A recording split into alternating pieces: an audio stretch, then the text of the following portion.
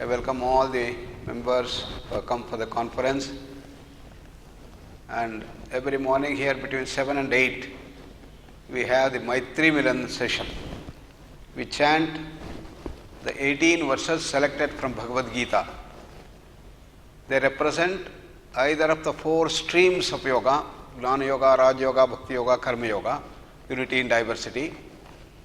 And we try to understand the meaning of that. And these 18 verses are selected from Bhagavad Gita from various chapters. What we chanted now, the Bhakti Yoga, have been selected from various chapters, not only from the 12th chapter. And they have been depicted here in the form of a schematic. You can see that. The whole spectrum of Bhakti Yoga. Bhakti Yoga is the science of emotion culture.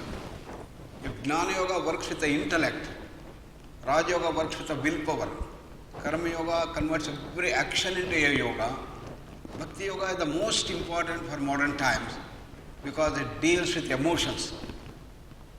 It's a process by which you gain mastery over the emotions. Unfortunately, in our entire education system, all over the world, there is no component to deal with our emotions. As a result, we get stuck.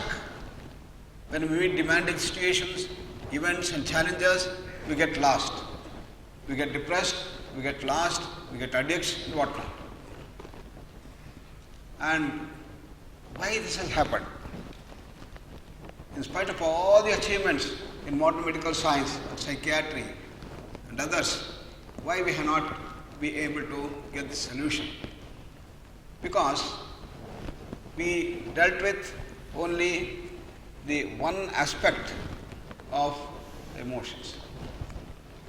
Most of you know that Sigmund Freud was a great psychoanalyst, and he used to have a large number of patients who used to come, people suffering from hysteria, neuroticism, schizophrenia and various mental disorders.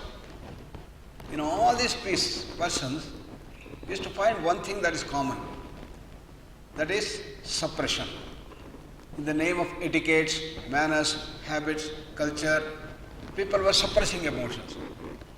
As a result, it used to get boomerang. This is the diagnosis that he did. He was right. So he said, don't try to control emotions. Don't suppress your emotions. Because if you try to control emotions, it's going to suppress you. He was right. But what is the solution he gave? You give free vent to the emotions. That's where he was wrong. As a result of that, United States, which is a free society, took this freedom as the watchword, and everybody started using this freedom. Youngsters, teenagers and others, they said, we are free birds, we don't have to care for anybody. We don't have to bother our parents, or brother, or sisters, or husband, or wife, or faculty, or professors, any teachers. We don't have to care, we are free birds. Fine, freedom is the watchword. What has happened? Freedom has turned into license. Large number of challenges. They become slaves to the emotions. And they started getting completely depressed. I used to really wonder and get so much worried and concerned that in a nice multi-ethnic society in Australia, 35% of the teenagers were getting depressed. In an age where they should be bubbling with joy, enthusiasm, energy, vitality, dynamism, they have become zombies. So the federal government of Australia took note of this thing and said we have to stop this. So we used to have our good center in Melbourne, and I remember there was a big function that was organized, and they took up a project. The name of the project was Project Beyond Blue. The Prime Minister had come and thousands of people had gathered, and they have allotted a huge building for this project Beyond Blue. And the Prime Minister in his speech said, we want to solve this problem of depression. So we are allotting initial $100 million, and they brought the best of the psychiatrists of Australia from the Sydney University, head of the department of psychiatry, They made him the director. And the Prime Minister told, what is your job? You have to bring down this number from 35% to 2%, if not 0% in 10 years. Don't worry about the money. Don't worry about the facilities. Whatever you want, we will give you. If you want more money, we will provide you. But you have to achieve that. Everybody was very enthusiastic. And there was a lot of bubbling joy. Yes, now Muhammad Tupan has come, we will solve the problem. 10 years. 2 years back I was there and I met the director and asked, how is the situation, sir? No. What has happened? Hardly we have been able to touch. Same thing, 35%. Why?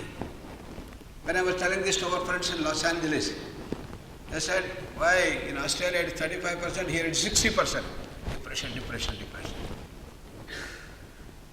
Another thing is when we become slaves to the emotions, slaves to the senses. Now drug addiction has started becoming rampant. And in America, a lot of our parents are really scared to send the student to the schools because by the time they come to the 10th class, they would have tasted either a minor or a major psychedelic drug. And they become addicts. And addiction has started becoming so rampant. 2 years back we had a big international conference in Harvard University.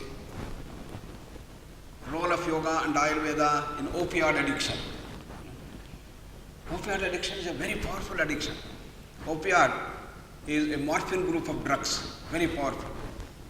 Normally, when the cancer patients have tremendous pain, normal sedatives and painkillers will not work. They have to give this morphine group of drugs, opioids.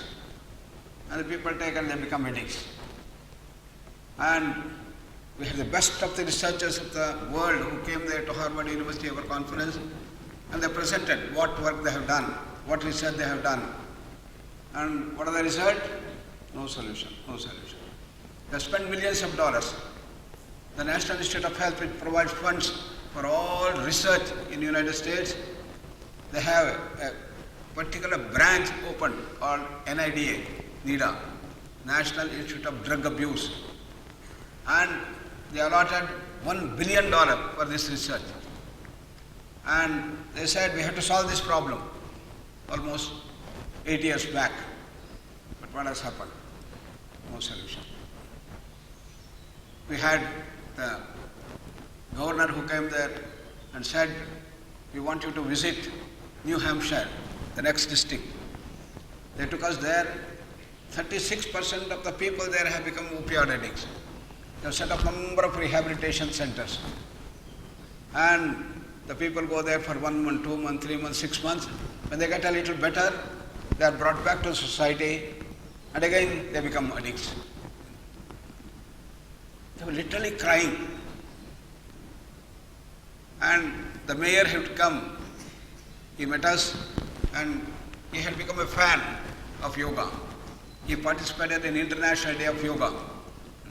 They had organized a wonderful thing. He also went and also practiced himself the yoga protocol. He was very, very enthusiastic. He said, yoga is the solution. He said, what is happening? Look at sir, we have a nice office. My office in a very central place when we have a huge street in front of us. And this side is Harvard, this side is MIT, the best universities of the world. And every day I see by 5:30, 6 o'clock the students start walking around and enjoying themselves and doing that. Fine.